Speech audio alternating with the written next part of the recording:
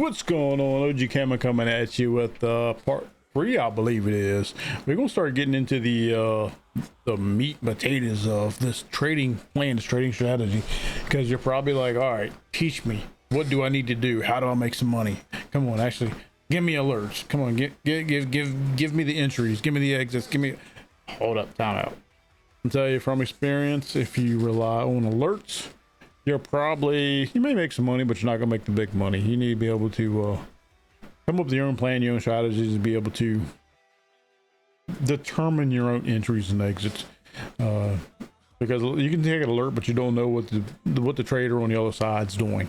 In other words, they may be capitalized on getting a lot of people to get into a position or something like that, and then they sell their stuff out. Future's a little different, but you never know what the motive is of the person on the other side, on this side of the screen. I guess I try to be totally honest and transparent. What my motive is basically, I'm an educator through my profession, to some businesses that I've been associated with teaching and stuff like that, and my personal business. It's all about education. I want to give back 100% free of charge. I'm the type of person that whatever you put out in the universe comes back to you. So you put out good juju, you get good juju back. You put out bad juju, karma likes to smack you in the back of the head. So that's where I'm at. I'm not selling anything, giving this stuff away. And then the only thing I ask is if you're interested, go check out Team Alpha. I'm a moderator in there. I'm not a founder. I don't get paid by them. They just have greatly, including Brendan and Select and a couple other ones, have really helped me a lot in my trading path, going from penny stocks, I suck at, options, decent, not enough self-confidence, I suck at, not enough self-confidence. I can do technical analysis like anybody, but I don't have the confidence to make an entry, and then when I do, it's usually late.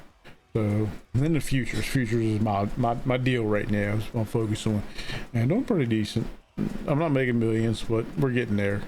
Nail the strategy down. So that being said, let's dive right into it. Here we go. Well, first thing we're gonna do is teach you how to plot out 4 hours support and resistance level, or what Brendan called them was smart money zones. What the frig is a smart money zone? As you can tell, these 4 hour levels are levels where there were significant reversals, significant turn in momentum. Something happened in these areas that caused the price to reverse in the opposite direction.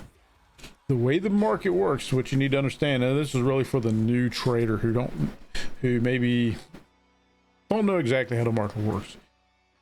If price always went up, you would run out of buyers. Eventually, nobody would buy anymore.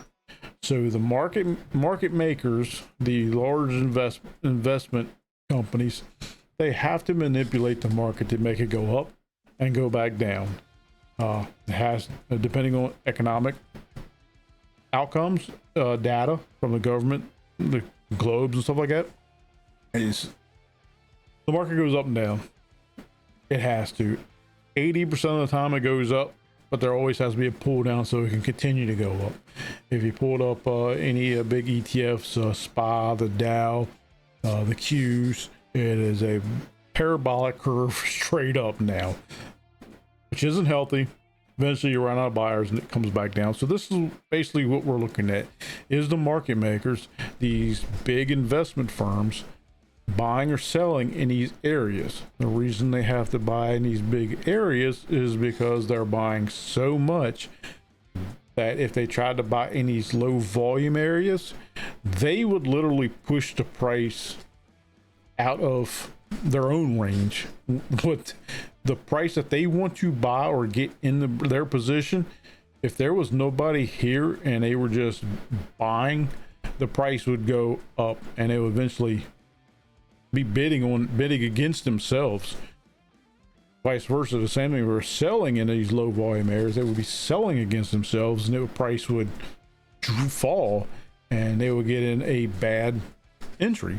Everybody wants to get into the best entry. You want to buy at the bottom and sell at the top, sell at the top, buy at the bottom, kind of thing. So the market makers use these high volume areas to enter their positions. Then they let the market do what the market does, is continue with the momentum. In other words, they enter their positions and everybody's like, oh, here we go. They're selling here, so now everybody else sells, and it pushes the market down. What does the market makers do? They just made their money, so they're going to exit their position in this big high volume. There's a lot of buyers, so they can sell a lot. If there's a lot of sellers, they can buy a lot. They can exit or enter their positions in these high volume areas, and that is all this is. Support and resistance is just levels of high volume that the big money was able to get in and out of, and it's pretty consistent. In other words, if you get in at this level, it'll come up and touch this one. If you get in here, it comes down and touch this one. It's not 100%, doesn't always work depending on when you get in. These are daily, these are well, 4 hour, but all the blue and the whites in here are all daily, so you can't hold futures throughout the whole day. But if you got in here and just held it, you can make a lot of money right here. But each day it does the exact same thing. So this is what we're going to do is the 4 hour. Now, how do you plot out the 4 hour zones? Of course, we'll pull over our chart here. Well, this is, we want to go to MNQ. This is my this is my future of choice. It's just a micro version of the NQ, depending on what you want to do. First thing we're going to look for, like the recent activity, is usually the best to start with. I think it's just current, so we're not worried about this right now at the moment, but we could. All right, let's say we got two candles that's hit the same spot and then pulled back. We'll set a line here. So now what are we looking for? We're looking for, what is the top that they like popped up out of? Well, there isn't one here yet, so it's not really a clear zone, clear level. What we got here, we got two candles that went up and stopped and then broke down. So this is a good bottom of a zone. And of course, we use the wicks on this one to determine the top of the zone. We'll actually get rid of this one here because it's kind of confusing. So that's a good 4 hour liquidity zone. We'll go ahead and use a box tool. There we go. We got our first 4 hour zone. So now let's go over here and find the next one. We got reversals here. We got a couple touches here, almost the same position. Over here is the same position, so that is a good level. So I'm gonna put the level here. We got the wick touched inside here and turned. These came up inside the line and turned. So that's what we're looking at. We're looking at things that popped into the level and turned back. These wicks didn't quite, so you may want to incorporate these wicks into it. It's clearly up to you. And then we got two candles here that touched. Wicks here, so everything's kind of inside this box. So look, we just got our second 4 hour liquidity zone, and you would just continue to do this. We're trading in here, so you can do a couple lower. Like we got two touches here and it rallied up. Got some more congestion here, rallied up. Here it broke down at this line, so that looks like a good level. Same thing, came down, touched it, and then popped back up. So that's a good top of the range and a good bottom of the range. Let's kind of use this wick or so. This one kind of broke out, but we don't really need to extend that because you got one here, one here. This one kind of extended. Don't like to make my ranges that big. So here you go. There is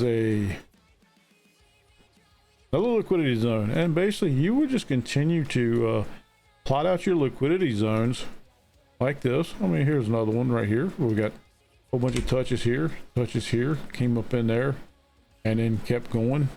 This one here, we kind of reversed here. So really, you can do it like this, possibly be a zone. You could incorporate some of these. We got a nice little gap here, nice little zone. I mean, this is a perfect zone right here. I mean, it's one touch, two touch. 3, 4, 5, 6, 7, 8 touches, and each time it got in that area, it could not push through. We can either use the top of the wicks, or you can even come up here and use the zone, or use the gap itself. So basically, you're just going to continue to go back, plot out your zones. The same thing. You probably got to go way back to get to anything above this, but it's pretty much the same thing. You could use this one here. Does that line up with something over here? Yeah, it kind of does. You kind of got a zone over here, so we do like this, and then use these wicks. You can use there's another zone right there. It's pretty simple. And once you learn to identify these smart money zones, in the next video, I'm going to show you how to trade off those. But it's really good practice. I do this every week minimum, maybe every couple days. I'll reset the most recent zones, but it is good practice just to go back and start plotting your zones. And I usually post my zones in Team Alpha Discord every time I redo mine. So if you do yours and you want to check yours versus against mine, so be it.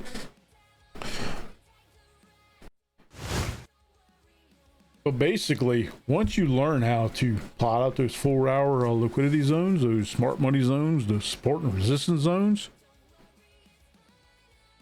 two-thirds of trading is done. Then it's just a matter of when to get in, when to exit, managing your emotions. But that's really is the most challenging part of the technical analysis part of it. Where do you trade out of? And next video, we're gonna start having some fun. That being said, OG Camo, see you on the next one.